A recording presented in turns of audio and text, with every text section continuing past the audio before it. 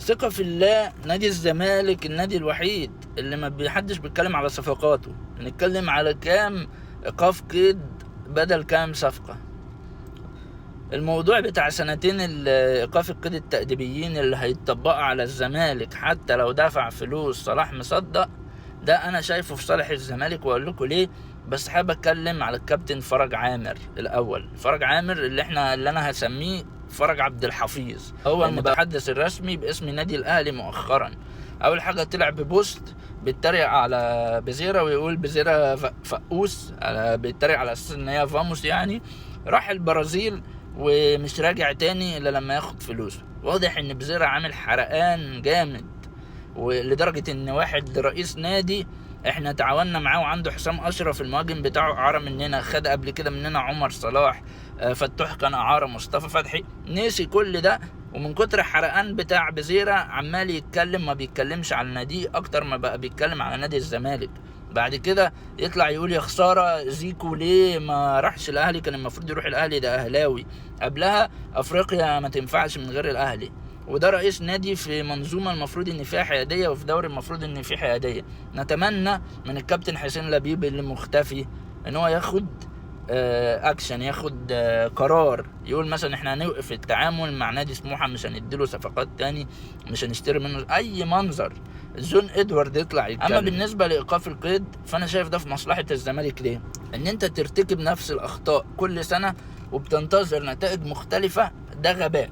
من الغباء ان ترتكب نفس الاخطاء وتنتظر نتائج مختلفة. احنا كل سنة نروح مفورين الفرقة وجايبين لعيبة 10 لعيبة وجايبين مدرب اجنبي، وبعديها ب3-4 اشهر ما نعرفش ندفع فلوس اللعيبة فيمشي ويترفع علينا قضايا، المدرب يمشي ويترفع علينا قضايا، ودوامة عايشين فيها بقالنا 4-5-6 سنين. فانت الصح دلوقتي ركز، انت مش تاخد بطولة افريقيا. ما فيش نادي بقاله 5 سنين ما راحش بطولة افريقيا، و20 سنة ولا 25 سنة ما خدهاش، هيروح ياخد. انت ركز ان انت تروح ابعد مسافة فيها، وانك الموسم اللي بعده تشارك في بطولة افريقيا، يعني تكسب الدوري او تطلع تاني الدوري على الاقل. الموسم ده تيجي تصارح الجمهور كده تقول انا الموسم ده مخصصه لحل كل المشاكل، هيبقى كل همي ان انا احافظ على اللعيبة اللي موجودة، وان انا اسدد كل الغرامات واسدد كل حاجه ممكن تعمل لي ايقاف قيد، اكمل بكابتن معتمد جمال، ما اجيبش مدرب اجنبي ياخد فلوس كتير، واسيب المركب ماشيه زي ما هي. ومن السنه اللي بعديها لما تاهل بطوله افريقيا ان شاء الله، سواء كسبت الدوري او تاني الدوري، ابدا بقى اجيب صفقات تكسبني بطوله افريقيا. خلاص ما عنديش حاجه، اجيب مدرب، لان خلاص هو جمهور الزمالك انت دايما بتعليله الطموح في اول الموسم، وبعد كده يبدأ يشوف المشاكل ويفضل عايش في هم طول الموسم لحد ما يطلع ببطولة إعجازية زي بطولة الدوري. فأنت تحافظ على الكابتن معتمد جمال، تحافظ على القوام الأساسي.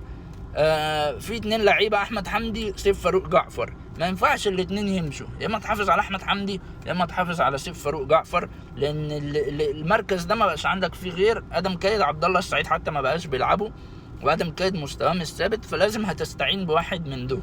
الفرقة محتاجة ديفندر رقم 6، معلش دونجا وطارق حامد مش صعب ان انت تلاقي واحد زيهم في الناشئين، انت عايز واحد ديستروير مفسد للهجمات، فشوف لك واحد ناشئ تلعبه رقم 6. شوف مين اللعيبه اللي طالعين اعاره ترجعهم، مثلا عايز جناح عاطف ده يرجع، عايز تبيع من عمرو ناصر وكذا وكذا، بيع سيف الجزيري، بيع عمرو ناصر، خلي عندك ناصر منسي، عدي الدباغ، ورجع حسام اشرف. من اللي احنا شفناه ان اولاد النادي وقت الشدايد بيبقى عندهم شخصيه عن اي لعيب بيجيبه من حرس الحدود ولا طلائع الجيش ولا ولا ولا ولا.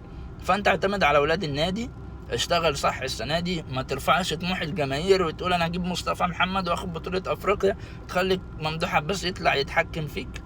ركز في انك تلغي ايقاف القيد وتدفع لكل الناس.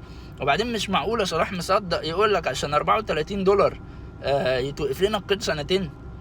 عمر فرج اللي ما بصاش كورتين على بعض $1,700,000، وادي الناس اللي قالوا لك احنا رجال اعمال واحنا رجال بيزنس وفاهمين في الاداره وجايبين مش عارف مدير ايه، كل ده بيحصل في عهدهم، وكنتوا بتتريقوا على مرتضى منصور وتقولوا ان هو عمل وسوى.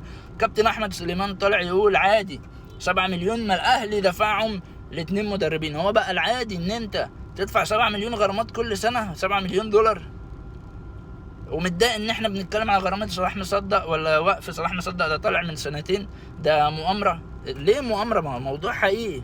وبعدين احنا اتعودنا على ان دايما الزمالك لما يقف على رجله الناس تتكلم عن المشاكل. زي ما وصلنا نهائي افريقيا قبلها مرتضى منصور اتشال، وكان كل الكلام بدل ما احنا بنستعد لنهائي القرن ازاي، ده مرتضى منصور مشي، ده كارترون مشي، ده مش عارف مين مشي. فانت ركز. جون ادوارد محتاجينه يطلع يتكلم، يقول بكل شفافيه وبكل وضوح كده، مش هيفضل مختفي كتير. خلاص انت كسبت بطوله، حقك انك تطلع تتكلم ان انا عانيت 1 2 3 في الموسم اللي فات، الموسم اللي جاي يحصل فيه 1 2 3. وجمهور الزمالك لازم يتفهم احنا في وضع زي الاسماعيلي يعتبر، وديكوا شايفين الاسماعيلي بقاله سنتين بيهبط. فان احنا ماشيين كده نحمد ربنا، ومستني دعمكم بلايك وفولو.